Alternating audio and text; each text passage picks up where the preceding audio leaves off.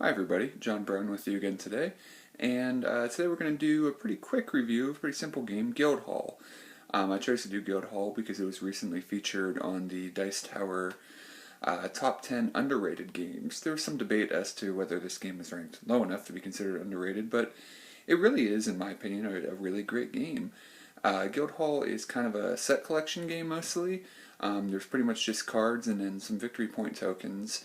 But even though that's all there really is in the box, this is a game that I really enjoy playing, and I'm looking for something uh, maybe a little bit long for a filler, but still just something relatively quick and simple to play with my group, with my son and son-in-law. This game always goes over well if there's people that enjoy this type of game. So let's check out what comes in the box and how to play. Alright, here's the cover for Guildhall. There's been some debate about the artwork, about why they chose to put the farmer with the pigs in the front, and it may not look like the most appealing game, but I don't think it's too bad. There's a box with the victory point tokens down below where the cards fit. This is one of those boxes where the cards fit exactly as deep as the box is. I don't know why they do that. They slide around sometimes because they don't fit in quite well enough. If you sleeve the cards, obviously just get rid of the insert. The rulebook, a couple different languages, really short rulebook, but pretty decent. Some tokens and cards that, when you complete chapters of guilds, which we'll see in a minute, give you different victory points and actions, and a big old deck of cards with lots of different people to choose from. All these people do different things. On your turn, you can discard as many cards as you want and then draw back up to 6. There is no maximum hand limit, but that's always the number you'll draw back up to. If you do that, you can play a card as an action and do its effect, or you can buy one of these if you have completed a guild. Most of these you can trade in for a certain number of points, whatever action is at the bottom. In general, like this 5 point doesn't have an action. The more victory points, the least powerful the action is going to be. And then there are also some cards, let's see if we can find some here, that give you more points like this. And up here you'll see there's 2 guilds, so you have to have 2 completed guilds to trade in order to do that. So what do these different cards do, and how do you get a completed guild? Let's check it out. The most important things to remember in Guildhall is when you play a card and you take its effect, they don't actually go into your guild right away. So if these were the guilds I currently had on the board, and let's say I played this historian, what I would do is I would say, okay, how many historians do I already have out? And this one is not included. They don't move into my guild until the very end of my turn, which is something a lot of people forget when they're first playing and is really important. If I have 0 or 1 historians, then this is the action I'm going to take. If I have 2 historians already out, then I can take a potentially more powerful action, and then 4 historians. 4 historians is the most you'll have out when you play a card, because once you get a 5th one into your guild, then that's how you close a guild. In order to close a guild, you have to have 1 of each of the 5 colors. If I already have a purple out, I couldn't play a purple. You can't have matching guys or colors. So what do all the people do? Well, the farmer basically gets you victory points. You see there is no 0 ability. So if you play a farmer and don't have one out, it doesn't do anything. If you have 1 farmer out, then you'll get a victory point. And if you have 2, if you have 3 farmers out, you'll get 2 victory points. Farmers are often the targets of assassins because they get you victory points. So assassins, we'll go to that right away. If you have 0 assassins, you basically get to send to the graveyard a discard pile, 1 card in someone else's Guildhall. If you have 2 assassins out, you send 1 from 2 different Guildhalls of an opponent, and up here you can kill 2 guys in the same Guildhall, which can potentially be more powerful than this. However, at any point, whenever you take a card's action, you can take a lower level action if you so choose.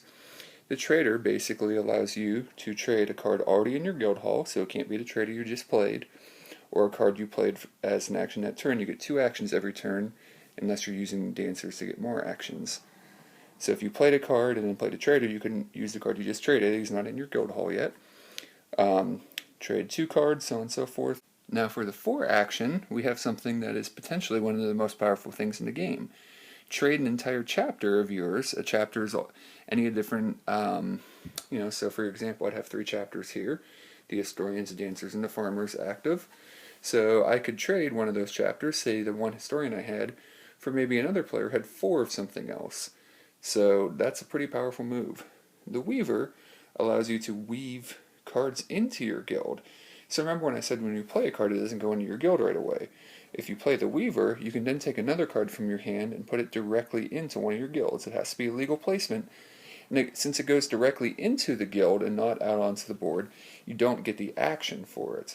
But it counts as a card in your guild, so you could play a Weaver, put a card into a guild, and then play a different card of the type you just weaved in and get a more powerful action. This lets you put in 2 cards and take 1 card back out of a guild, and then as many cards as you can play in your hand and to take 2 back. And again, you can step down and take lesser actions. The Dancer basically lets you draw cards and get an extra action. So, for however many dancers you have out, so if you have no dancers out, you don't draw any cards, so if it was the first dance you played. But if you already had 2 dancers out in your Guildhall, and you played a dancer, you would draw 2 cards, and you would get 1 additional action. So basically, playing a dancer is a free action. So hypothetically, I could play a Weaver, I could weave in a dancer if I already had 2 out there, then play my dancer, draw 3 cards, and then still take a 3rd action. Last card here is the Historian. The Historian lets you basically take the top card off of the graveyard and put it into your Guildhall.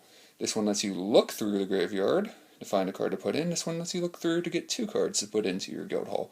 The graveyard, again, is basically the discard pile. So, something you'll see quite a bit is combination turns. For example, somebody might play an Assassin to kill somebody they want, and then play the Historian to grab it and put it into their Guildhall. Say, hypothetically, this is what I had out in my guilds, and this is what I had out in my hand. Well, 2 purple dancers doesn't do me a lot of good, and a blue dancer there, since I already have one out, doesn't do me any good right now. But as a turn for my first action, maybe I'll play a Weaver down below my guilds and take its action. Well, I can now weave one of these cards in my guild. So let's say I want to weave a purple dancer in. So I went and put that straight into my guild. Now I have 4 dancers. Now, as my second action during the turn, I'll play a dancer. Well, now I get to draw 4 cards because I have 4 dancers already in my guild. So I'd go to the deck, I'd draw 4 cards, and again, there's no maximum hand limit. There will be times that you'll have a lot of cards, and a lot of them will be useless at the time. So actually I drew 5, excuse me. So now these cards will be added to my hand. Now, since I played a dancer, I got an additional action and could take another action on the turn. Now let's say something had been done slightly differently, however, and let's say on my turn I already had 4 dancers out there and played a Weaver. I could now weave this dancer in, which would finish off. I would have 1 of each color dancer, and I would basically flip this guild over, saying it was completed. I could now start a new group of dancers if I wanted to, and this is now protected. No player can play any cards that would affect that. Those cards are turned over. Why is that important? Maybe on my turn, I want to trade this in to get one of these up there. The reason I couldn't have done it in the first example is because even though I had all 5 cards out, they don't actually, any cards I played down here don't actually go into my guild until the end of the turn. So, these cards again will give me a potential number of victory points or different actions depending on what they do. So this one would allow me to place 1 chapter from another player's Guildhall into my Guildhall. So I would basically be able to grab somebody else's guild and get it for myself. So that's pretty powerful. Again, but it would have to be within legal placement limits. And again, the 5-1 doesn't have a power. So we play until we get to 20 victory points. And that's pretty much the entirety of the game. Alright, I recently did a review for another kind of set collection game, Tribune. Tribune is a little bit more strategic. There's a board, there's a little bit more planning out, there's a little bit more complicated things like actually getting the Tribune victory condition and things like that. This game is just cards, it's a little bit less strategic, but it's still a lot of fun. People may not like it if, well, there's a lot of things that you do that affect each other. People could potentially get angry if they're not used to that type of game. You are taking cards from other people, and that's part of the strategy. Trying not to become too much of a target. You know, how much do you affect other people? Do they potentially pay you back? So this game, I would say, is a little bit more just straight up fun and strategic if you find that type of thing fun. If you don't, then it may not be that fun. There is a standalone expansion that has cards that all take similar actions to the characters in this game, but different actions. So if you had both sets, you could hypothetically make a more interactive game, or potentially more attacking game, with more cards that affect other players' guild halls. You could take the assassins out and swap it out for something else. You could have powers that are similar. You could, replace the one power with the power that's similar in the other set. So you can mix it up a little bit if you wanted to buy both sets. I don't feel any need to do that. I actually like the balance in the base set. I like that there's some kind of attacking cards, trading cards, and things like that, and I think it works pretty well. When you first play it, there was a lot of work that went into the iconography to make it language independent. It can be a little confusing at first. Keep the rulebook handy. The first time you play with new people, you're probably going to have people doing things that the cards don't actually do, and you want to make sure you go over well what the cards can and can't do, what the different levels of abilities are, what the different point cards can do when you score them. But once you get used to it, it plays pretty quick and easy.